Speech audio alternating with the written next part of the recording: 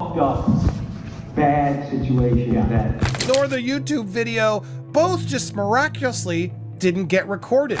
I'm no longer believing the things I'm saying. I feel like I am now lying to the public when I cover these things. Life is too short to work with people who are. Attorneys for the actress are revealing that they've hired former CIA Deputy Chief of Staff Nick Shapiro. And we have obtained the audio of hotshot Ari Emanuel of Ryan Reynolds and Blake Lively have long been celebrated as one of Hollywood's most cherished power couples, admired not only for their on-screen charisma, but also for their philanthropic efforts and seemingly perfect family life. However, recent leaks and legal disputes are casting a significant shadow over their carefully curated image. On February 13th, Ari Emanuel was a guest on the Freakonomics Radio Live podcast, where he made headlines for calling Justin Baldoni Justin Baloney. Their ongoing conflict with It Ends With Us co-star Justin Baldoni has taken a startling turn, with leaked recordings, failed legal maneuvers, and resurfaced allegations, creating an increasingly chaotic narrative. As new details emerge, it appears that Lively and Reynolds are racing to regain control of the story, but the stakes have never been higher. One of the most explosive revelations in this controversy involves Ari Emanuel, the CEO of WME, the talent agency representing both Lively and Reynolds. In addition to the audio failures we had earlier, there was another, even bigger failure. The show had not been recorded, she says. And I didn't understand. I asked her to repeat herself. She said, they didn't record the show. And I still didn't quite understand. I mean, I've been recording stuff for many years now. I was a musician and I used to work in all kinds of studios. This show now for 15 years, we've recorded thousands of studio and live interviews, many other things. And not once have the people responsible for recording just failed to record it. But tonight, that's apparently what happened. I am pretty sure we did do a live show with Ari Emanuel and RJ Cutler and Louis. Just happened. The one show that could land a powerful WME executive in hot water just so happens to be the only show in your entire career that the recording equipment mysteriously malfunctioned. What a coincidence. Take it as you will. Emanuel made headlines during an appearance on the Freakonomics podcast, where he defended Lively and mockingly referred to Baldoni as Justin Baloney. Yeah, chivalry and, workplace sexual assault. Yeah. I want you to listen to Ryan Reynolds explain to an audience on national television in detail how he sexually assaulted, harassed, whatever you want to call it, Olivia Wilde. So in the scene, she's sitting there and I take her top off, I take her bra off, and she has those pasties on. Right. But she's drawing these adorable little smiley faces on me. And I forget every line in the scene. Not just from this movie, from every other movie I've done. And I don't really know what I'm sort of going, I'm nervous, I'm blithering on about nothing. And at some point in the scene, she takes my hands and puts them on her breasts. So they're there, palms are a little sweaty, don't know what's happening. And then at the end of the scene, I'm supposed to take, and I'm trying not to look at her like a 14-year-old boy who just won the lady lottery. At some point in the scene, I have to take my hands away, and I take my hands away, and I look down at my hands, and there's two friggin' smiley faces. I have no idea what to do. So, the scene is over now. There's 65 crew members around. I mean, there's all these guys. There's like on the jackpot. So what I'm hearing is not only do you peel this lady's pasties off, you cop the look, and then what did you call it? Right, allowed 65 cast and crew members to cop a look. This seemingly innocuous comment quickly spiraled into a major controversy when, just as the episode was set to air, it mysteriously failed to record, with both audio and video missing. This incident raised eyebrows, especially given the timing and context of Emanuel's remarks. Ryan Reynolds is now under a microscope for bad behavior as Boy Meets World alum Matthew Lawrence stated on a recent episode of his podcast that the two had creative differences in a film that they worked on together back in 1998 called Boltneck. News Nation senior story editor Paula Froelich is here with the scoop. Paula, it seems like Ryan can't really catch a break right now with bad press between his wife Blake Lively's movie drama, now this. What else did Matthew share on this podcast? Matthew was pretty explicit. He said, back in the day, and he made sure to say that Ryan was very young and that he has matured since then.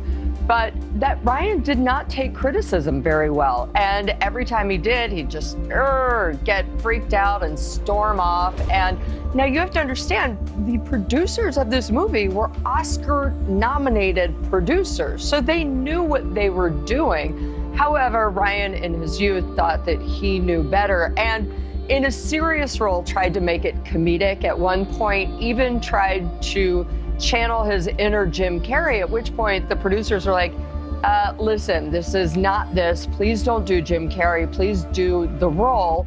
On February 13th, during the live podcast, Emmanuel's comments about Baldoni were particularly pointed, and the situation became even more suspicious when a journalist leaked an audio recording of the interview.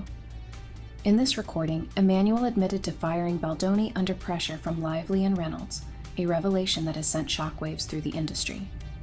Campaign that someone started to try to kick Justin Baldoni out of SAG-AFTRA and PGA, which is Producers Guild of America. It's so disturbing to me, and I clicked on it.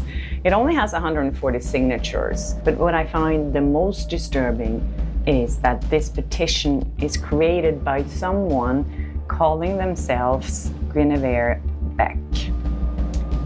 That is a fictional character, and if you watched You on Netflix, it's a TV show in the horror genre with Penn Badgley as the main character, who is a murderer. He stalks this girl and he kidnaps her, and as far as I remember, he ends up killing her. She's not the only person that he's killing in this TV series. But the fact that the person who created this petitioner is this fictional character, taking that into consideration here, I feel like this is someone who created this that has a very absurd sense of humor. The fact that this was the only episode in Freakonomics history to not be recorded has led many to speculate whether it was an intentional cover-up to shield Hollywood's elite from scrutiny. The implications of this incident are profound, as it raises questions about the lengths to which powerful figures in the entertainment industry will go to protect their reputations. The narrative surrounding Lively and Reynolds is becoming increasingly complex, and as more information comes to light, it seems they are scrambling to control the narrative. Adding to the couple's growing list of controversies, an old talk show clip has resurfaced featuring Reynolds making an inappropriate joke about sexual assault. Blake Lively has lost almost 900,000 followers since the Baldoni It Ends With Us drama. Meanwhile, he's gained over 230,000. But wait, I thought this was all because of bots in a retaliation campaign. Here's the problem with that argument. Bots don't unfollow people. If it had actually used bot farms, they wouldn't be making her followers disappear. That's real people hitting the unfollow button. Bots might boost negative engagement, more comments, more views on bad press, but they don't erase nearly 1 million followers. That kind of drop, that's organic. Meanwhile, Baldoni gained 230,000 followers. If this was some bot operation, wouldn't those same bots be following him too? Instead, people left her page voluntarily. Bottom line, if Lively's team keeps blaming bots, they're gonna have to explain how AI suddenly developed self-awareness and decided it was over Blake Lively, and so it unfollowed itself. I don't know. Does this have any effect on her lawsuit against Baldoni? I still don't understand the retaliation campaign claim. The timing of this resurfacing, amid his ongoing legal battles with Lively, has intensified backlash against him, with many questioning his sense of humor in light of serious allegations circulating online. In the clip, Reynolds recounts a scene with Olivia Wilde in a manner that many found troubling, leading to increased scrutiny of his past behavior. Critics argue that such jokes trivialize serious issues and reflect poorly on his character. And the person who sent this to me said, in the email, like, oh, Ryan Reynolds created a petition to get Justin Baldoni kicked out. I don't know if he's the one behind this, but I feel like this is the kind of sense of humor that's typical for Ryan Reynolds. I'm not going to point fingers. I'm just going to say that, who knows? So this petition really wants to kick Justin Baldoni out of Hollywood based on some allegations that has not been backed up by any receipts or any evidence yet. And the person here who wants to hide their own identity, which I think says a lot about this person. Like, why can't you stand up for something about something? If you want to ruin someone's life and career, you can't put your name on it. The person saying that, as a concerned member of the entertainment industry, it deeply saddens and angers me to witness no substantial action against abusers in our industry. The case of Justin Baldoni is a disappointing example, who, despite being accused of SH, a co-star Blake Lively in the workplace, still holds membership in both the Directors Guild of America and Screen Actors Guild. Though dropped by WME, it's disheartening to see that the seriality of the allegations doesn't seem to affect his standing in our industry guilds. Especially given the current climate surrounding discussions of consent and workplace harassment. While Reynolds has yet to address the controversy directly, his silence has not quelled the wave of criticism. Concerns are mounting that this backlash could negatively impact his upcoming film, Deadpool and Wolverine, as public sentiment shifts against him. The entertainment industry is notoriously fickle, and as public opinion begins to turn, Reynolds finds himself under a microscope for past behavior that many are now reevaluating. I think I'm just brunette because of the books. And everyone knows blondes are nicer anyway. Blake Lively has had issues with many celebrities, both past and present, and you won't believe some of the names on this list. Before Ryan Reynolds and Blake Lively were a thing, he was married to Scarlett Johansson in 2008 before splitting in 2010. Do you know what also happened in 2010? The filming of Green Lantern featuring none other than Ryan and Blake. The filming started in March 2010 and ended in August 2010. People on set said they could feel the chemistry between Ryan and Blake, which was intense. They were giggly and flirty and had non-stop touching with each other on that set. The crazy thing about this is that they were both in relationships then, with Blake dating Penn Badgley and Ryan being married to Scarlett. Their press tour for Green Lantern clearly showed that Ryan and Blake had something going on between them. Even though they claimed to be just friends, they spent lots of time alone together, and Ryan once said he knew he crossed a line. 3 months after the press tour, Blake broke up with Penn. In the same month, Ryan announced his split from Scarlett, who said Ryan was never home towards the end of their marriage. Additionally, former Boy Meets World star Matthew Lawrence recently shared his experiences working with Reynolds, suggesting that he struggled to accept criticism during their collaboration on the 1998 film Boltneck. Lawrence's comments have added fuel to the fire, painting a picture of Reynolds as someone who may not handle professional feedback well. So this was all arranged. Okay, so I have to admit, I don't keep up that much on Hollywood. But even I caught wind of the Blake Lively, Ryan Reynolds. Let the record show for those listening at home, Ari just slit his throat. I mean, it's a fucked up, bad situation that Baldoni, whatever his name is doing. And it's an effed up situation. Whatever, Baldoni, whatever his name is doing. Whatever, he's your client. What a scumbag you are. Now, he was your client too, until I fired him. Right. Did you hear that? I fired him. Yeah, he was. I fired him. Because you didn't even know his name? Like, so disrespectful. You know, just give a little bit of the backstory. It's not really fair. I've known Ryan and Blake for over a decade. They're really incredible people. In a bizarre twist, a Change.org petition has emerged, calling for Baldoni's removal from SAG-AFTRA and the Producers Guild of America. The petition, which accuses him of misconduct without concrete evidence, was created under the pseudonym Gavin Beck, a reference to a fictional murderer from the Netflix series You. Anyways, this morning the news broke also that Blake Lively, who wanted to subpoena everyone on Justin Baldoni's team, basically 2.5 years back of phone records and emails and everything, that was denied by the judge, which is a good thing, you know, as Brian Friedman, Justin Baldoni's lawyer, kept saying in the media, like, Blake Lively is not the FBI, and this is not a criminal case. So yeah, so he denied that. So now they're going to try again probably and but they need to like narrow it down. I don't see any reason why they should have 2.5 years worth of records from everyone, from like dentist appointments to, you know, doctors to shrinks, you know, all these things that they, you know, had nothing to do with this. And as they're saying themselves in the lawsuit, this alleged smear campaign didn't start until this summer. So why do they have to look back 2.5 years?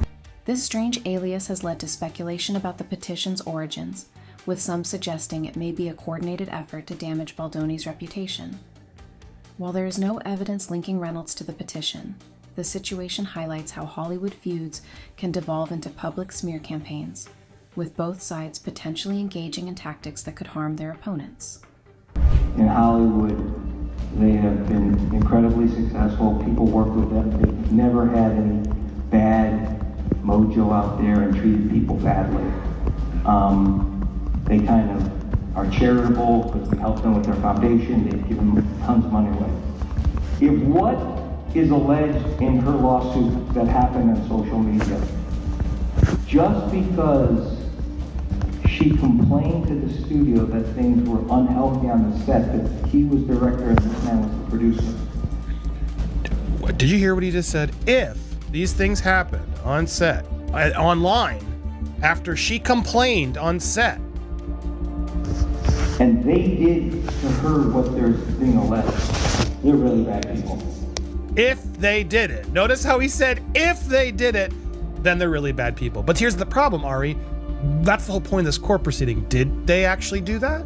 What is Blake and what have you done to save your career and to kill other pieces like this podcast? You didn't even want us to listen. I mean, the hypocrisy here is insane. As the legal battle unfolds, Lively's team has sought to subpoena 2.5 years worth of Baldoni's phone records, emails, and personal data. However, a judge denied this request, siding with Baldoni's lawyer, who argued that Lively lacked the authority to conduct such a broad search in a civil lawsuit. This ruling has weakened Lively's position, signaling that the court is not convinced by her claims without substantial evidence. Legal experts suggest that this denial raises concerns about whether Lively's team has been trying to overreach in their attempts to build a case against Baldoni, which could ultimately backfire. In the midst of this turmoil, Lively has reportedly lost nearly 900,000 followers on social media, while Baldoni has gained over 230,000.